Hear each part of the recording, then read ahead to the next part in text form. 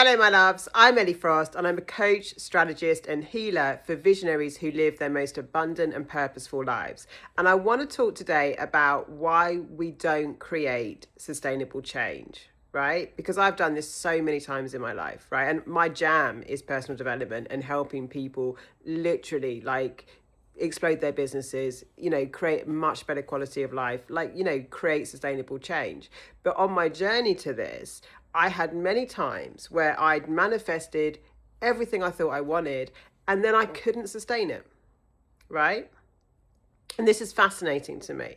And what I've noticed from working with a lot of people is the cycle that we go on and what drives it. So let's talk about it. When you want to create a change in your life, in any area at all, it starts with a decision, right? So the first thing to do is to get yourself to that point of making a decision, to get out of powerlessness, to get out of a victim mindset, right? I'm not shaming victims. Some things we are victims of in this life, but we have to decide. You decide to be rich. You decide to be healthy. You decide to be fit. You decide to be loved. You decide whatever you want to decide. But when you make it a decision, and there's such a different power, right, in deciding. As simple as that sounds, right? Most people don't get anywhere near their goals because they don't make them a non-negotiable decision, right? So we have to decide. Why don't we decide?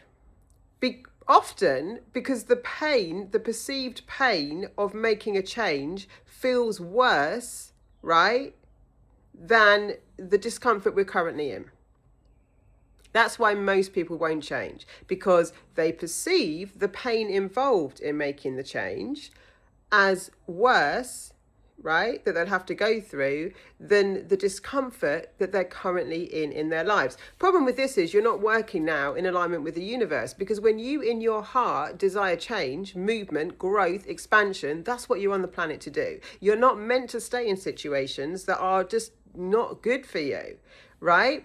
And what happens, because the universe is very friendly, is those uncomfortable places that we put ourselves in tend to get worse, right? Because the universe is like, oh, okay, you need a harder kick up the butt to make a change. Let me turn it up, right? If you're going through financial stuff, I'm going to make it louder. If you're in a relationship that's unhappy, I'm going to make it worse so that you will change. Because obviously you need more than just an intuitive nudge, right? None of us have to go through that level of discomfort if we would listen to ourselves and choose to change, right? So the power comes, we make the decision, not knowing all the details of how, but we make a decision. That's going to happen. Then we start taking aligned actions, things that are in the direction of what we want. And what we ultimately want, right, is a feeling. We want the next thing because of how we think we'll feel when we get it. And when we start making those changes, right, it does often feel really, really good. You start losing the weight, or, going out with better people, or, going towards career goals or improving yourself in some way. And it feels really, really good. Yeah. But then there's a point in the cycle of change where things may have improved a bit, but you start feeling the same as you were. And this is why the change isn't sustainable. Because you start thinking and feeling, well, now I just feel back to where I was. Even though some of the circumstances are better, I was trying to escape a feeling, right? That's fundamentally how humans work. We were trying to escape a feeling. We got this rush, but in the middle of the growth, we go back to feeling how we were, even though the circumstances are improving. And this is where people plateau. It's where they sabotage. It's where growth stops. It's where income gets, if you're self-employed and your income stifles, it's where procrastination comes in. It's this area. Now, why does this happen?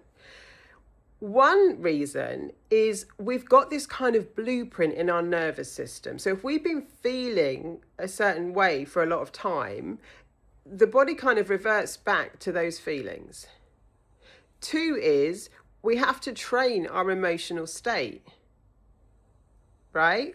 We actually have to train ourselves to be able to kind of experience the emotions we want to experience in our lives, because they won't just happen on their own. So whatever our default is, right, we will revert back to, because it's a habit, even when things get better, right? So we've got to train the emotional state. The other thing is understanding that what we're looking for is an emotional state that we can give ourselves at any point, and we should also grow, right? We don't need to do things to fix our feelings. And I know you might not believe me on this, but it is honestly why things don't end up sustainable. Because as soon as you start feeling like, oh, I feel like I was before, I'm still not happy, or I'm still, you won't continue to make the change, because your goal wasn't the thing, it was the emotional change, which you can make. This is why definitely hire a coach or someone like me. You can make those emotional changes and grow, right, and get the things you want, right, but not be looking externally for the feelings, because those feelings that something gives you is temporary. And if you can't cultivate your own emotional state, then what happens is you'll need the next hit, and you'll probably sabotage your existing growth, right? Because it doesn't feel emotionally satisfying in the way you may have thought it would. This happens all the time. And then we're like, oh, I thought I wanted this. Well, you do want it. It is in alignment with you.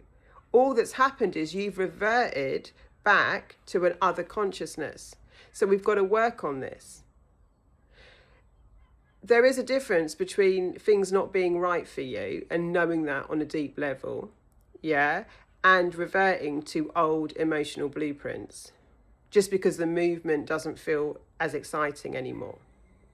So what we're chasing in life is feelings, right? If you look at advertising, all of advertising is doing is giving you a feeling associated with a thing. That is how people make so much money from advertising. They don't sell you Coca-Cola, they sell you happiness and polar bears in Christmas suits and, things that make you feel good. So this association we have to work on. If you want to start tidying your house and you're not good at cleaning it, you have to think about how good you feel when it's clean. If you want to change your body and go to the gym, you've got to start feeling good about the results you're going to get.